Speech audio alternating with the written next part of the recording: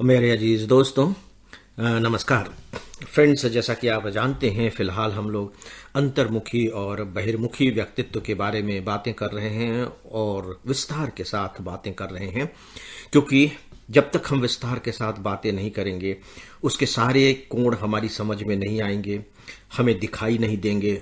और जब तक सारे कोण दिखाई नहीं देंगे तब तक बात बनेगी नहीं।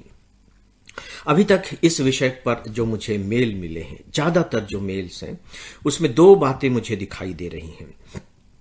पहला यह कि उन्होंने लिखा है कि मैं अंतर्मुखी व्यक्तित्व का हूं या बहिर्मुखी व्यक्तित्व का हूं, और उन्हें ऐसा क्यों लगता है उसके उन्होंने आधार भी लिखे हैं, तो ये बहुत अच्छी बात है। साथ ही साथ उन्होंने ये भी लिखा है, लगभग लगभग सभी मेल्स में मैं ये बात देख रहा हूं, और जो होनी भी चाहिए वो ये कि अंतर्मुखी व्यक्तित्व का होने के कारण मुझे ये नुकसान उठाने पड़ रहे हैं, और बहिर्मुखी व्यक्तित्व का होने के कारण मुझे ये नुकसान उठाने पड़ रहे हैं। तो क्या करना चाहिए, ये बातें लिखी गई हैं। और डेफिनेटली मुझे लगता है कि अगर हम व्यावहारिक स्तर पर देखें तो यही तो हमें समझना है, जानना है कि फिर हम क्या बने, अंतर्मुखी बने, बहिर्मुखी बने, क्या बने। तो दोस्तों, अब मैं डेफिनेटली इस विषय पर आने ही वाला था, लेकिन आप लोगों के ईमेल्स ने खासकर मुझे थोड़ा सा जल्दी ही, यूं कह लीजिए कि इसी विषय पर लाकर खड़ा कर दिया है। देखिए, अभी मैंने कहा कि बहिर्मुखी व्यक्तित्व जिनका है वे भी लिख रहे हैं कि बहिर्मुखी व्यक्तित्व का होने के कारण मुझे ये नुकसान उठाना पड़ता है। क्या नुकसान उठाना पड़ता है? लोग मेरी बातों को नहीं समझ पाते, लोग मुझे बड़बोला समझते हैं, लोगों से मेरी बन नहीं पाती है, लोगों से मेरी ठन जाती है, बहस हो जाती है। तो ये अच्छी बात नहीं है, तो उसका जो भी नुकसान उठाना पड़ेगा वो उठाना पड़ता है। अंतर्मुखी वालों का कहना है कि मैं अपनी बात नहीं रख पाता तो लोग मुझे नहीं समझ पाते, लोगों से मैं कह नहीं पाता तो मैं अपनी स्थापना कैसे करूं, यानी कि मैं अपनी आइडेंटिटी कैसे बनाऊं। तो इस तरह की प्रॉब्लम उनके साथ है।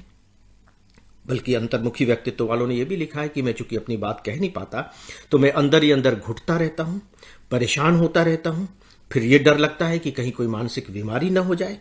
तो यहां आपको एक मजेदार बात दिखाई दे रही होगी, और वो ये कि अंतर्मुखी व्यक्तित्व वाले भी लिख रहे हैं कि इसके कारण मुझे ये नुकसान उठाने पड़ रहे हैं, और बहिर्मुखी व्यक्तित्व वाले भी लिख रहे हैं कि ये नुकसान उठाने पड़ रहे हैं।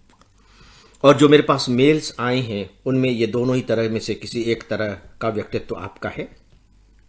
आगे भी जो मेल्स आएंगे उसमें भी यही बात होगी, और सामान्यतया मोटे तौर पर हम यही मान करके चलते हैं कि अंतर्मुखी है या बहिर्मुखी है, सामान्य तौर पर। तो अब सवाल ये उठता है कि इसमें से आप कौन सा बनना चाहेंगे, क्योंकि अगर आप अंतर्मुखी हैं तो अलग तरह के नुकसान है, बहिर्मुखी हैं तो अलग तरह के नुकसान है। तो फिर अब किया क्या जाए, है ना। एक बहुत ही मजेदार बात है, क्योंकि जिसमें फायदा हो, अगर फुल प्रूफ 100% फायदा है तो उसके लिए हम जी जान लगा करके कोशिश करें। लेकिन देख रहे हैं कि यहां है तो यहां नुकसान है, और इसको छोड़ करके किसी तरह से उसके जैसा बन जाते हैं तो वहां उनके अपने नुकसान हैं। यानी कि यहां के नुकसान से हम मुक्ति पाएंगे तो नए तरह के नुकसान की फिर से पकड़ में आ जाएंगे। तो फिर इसका हल क्या है? क्या इसका कोई हल है?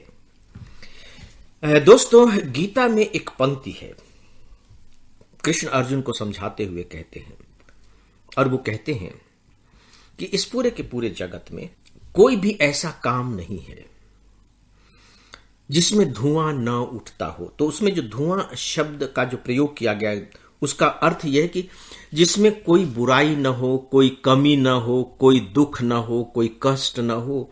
धुआं कहने का मतलब यही है, यानी कि कालिक, कुछ न कुछ उसमें संकट होगा ही, या यूं कह लीजिए कि कुछ न कुछ बदनामी का ही डर होगा, लोग आलोचना करेंगे ही। ये गीता की बहुत ही महत्वपूर्ण पंक्ति है, और वो कहते हैं कि इस धरती पर कोई कुछ भी ऐसा नहीं है जो इतना प्योर है कि उसमें अब कुछ बात उठाने के लिए कुछ रह ही नहीं गया है, बस वो 100% परफेक्ट है। अब आप ब्रह्म और उन सब पर मत चले जाइएगा, क्योंकि तो व्यवहारिक जगत की बात कर रहे हैं अर्जुन के सामने, है ना, वो उस तरह की फिलॉसफी पे वो नहीं जा रहे हैं। इसका मतलब यह हुआ कि अगर आप अंतर्मुखी हैं तो वहां भी कुछ कमियां और परेशानियां रहेंगी, और अगर आप बहिर्मुखी हैं तो वहां भी कुछ कमियां और परेशानियां रहेंगी। इसीलिए पहली बात तो यह कि आप जैसे हैं वैसे ही रहिए। मैं रिपीट कर रहा हूं, जी हाँ। अब आपको ये झटका लगा होगा कि हम तो सोच रहे थे कि सर कोई उपाय बताएंगे कि हम इससे मुक्त हो जाएं। मुक्त होने का उपाय तो मैं तब बताऊं ना, जबकि जहां मैं आपको मुक्त होकर के जाने के लिए कह रहा हूं वो परफेक्ट हो 100%। क्योंकि मैं इसीलिए मैंने दोनों की बातें आपके सामने रखी हैं, तो मैं वहां आपको कैसे भेज सकता हूं।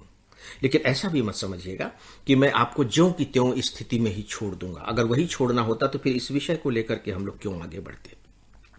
तो पहली बात जो आज मैं आप सबसे कहना चाहूंगा कि आप जैसे हैं उससे अलग होने के बारे में मत सोचिए। जो जो आप हैं उसका हम कैसे बेहतर इस्तेमाल करें, इसके बारे में हम लोग बातें करेंगे। और इसी के बारे में आपको सोचना भी चाहिए। 2 दिनों का वक्त है आपके पास इस विषय पर सोचने के लिए। सोचिए और अपने अपने ढंग से मुझे लिख करके भी भेजिए कि सर मैंने अपने लिए ये सोचा है, अपने लिए ये सोचा है। देखते हैं कि कौन कौन से बिंदु निकल करके आते हैं और आएंगे, विश्वास रखिए। तो दोस्तों अब इजाजत दीजिए, 2 दिनों के बाद आप सबसे फिर मुलाकात होगी, इस विषय को और आगे बढ़ाएंगे।